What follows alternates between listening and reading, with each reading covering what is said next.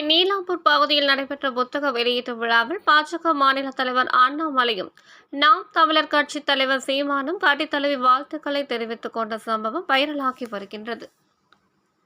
கோவை ராமநாதபுரம் பகுதியை சேர்ந்த பிரபல மருத்துவர் ஜெம் பழனிவேலுவின் சுயசரிதை நூலான கட்ஸ் எனும் நூல் வெளியீட்டு விழா கோவை நீலாம்பூர் பகுதியில் உள்ள தனியார் நட்சத்திர விடுதியில் நடைபெற்றது. இதில் டாடா குழுமத்தின் இயக்குனர் சந்திரசேகர் கலந்து கொண்டு புத்தகத்தை வெளியிட்டார். விழாவில் சிறப்பு விருந்தினர்களாக பள்ளி கல்வித்துறை அமைச்சர் அன்பில் மகேஷ் பொய்யாமொழி, மருத்துவர் ஜெம் பழனிவேலு படித்த அரசு நடுநிலைப் பள்ளியின் தலைமை ஆசிரியர் வையாபுரி ஆகியோர் பங்கேற்றார். விழாவில் பாஜக மாநில தலைவர் அண்ணாமலை, பாமக தலைவர் அன்புமணி, தமாக ஜி.கே. வாசன், நாம் தமிழர் கட்சி தலைமை ஒருங்கிணைப்பாளர் சீமான், சிபிஐ முன்னாள் இயக்குனர் கார்த்திகேயன் ஆகியோர் புத்தகம் குறித்து வாழ்த்து பேசினர். நிகழ்ச்சியில் அமைச்சர் அன்பில் மகேஷ் பொய்யாமொழி மேடையில் பேசியதாவது: ஒரு மாணவன் டாக்டர் ஆவது என்பது சாதாரண நிகழ்வு. ஆனால் ஒரு தொழிலாளி டாக்டர் ஆவது என்பது மிகப்பெரிய ஒன்றாகும்.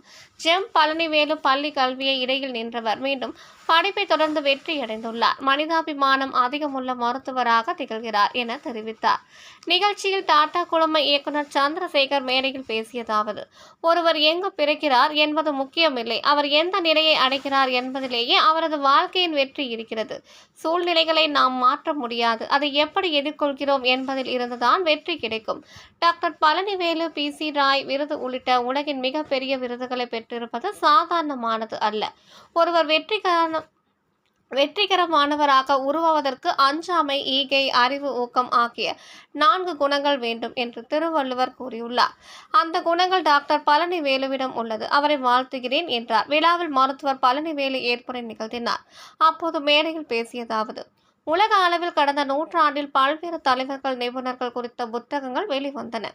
ஆனால் டாக்டர்கள் குறித்து எந்த புத்தகமும் வரவில்லை. இந்த குறையை போக்குவதற்காக அகில இந்திய டாக்டர்கள் சங்கம் சார்பில் கருத்தரங்கம் ஒன்றில் மருத்துவ துறையில் சாதனை புரிந்தவர்களின் வாழ்க்கையை, வரலாறுகளை தொகுத்து ஒரு நூலை வெளியிட்டிருந்தனர்.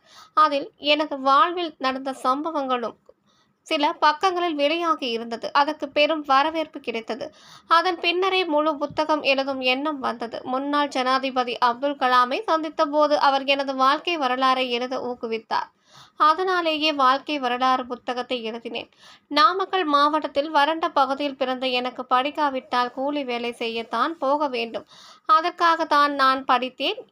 MBBS படிக்க சீட் கிடைத்த போது படிப்பிற்கான கட்டணத்தை எனது கிராமத்தினர் தான் கட்டினார்கள். எனது கல்விக்கு ஆசிரியர்கள் தான் அடித்தளம் அமைத்தனர். எனது வெற்றிக்கு பின்னால் இவர்கள் இருக்கின்றனர் என்பதை நன்றியுடன் தெரிவிக்கவே இந்த புத்தகம் எழுதினேன் என்றார். விழாவில் அமைச்சர்கள் வெள்ளக்கோவில் சாமிநாதன், சக்கரபாணி, முன்னாள் அமைச்சர் வேலுமணி, செங்கோட்டையன், காமராஜ், தங்கமணி உள்ளிட்ட பலர் பங்கேற்றனர்.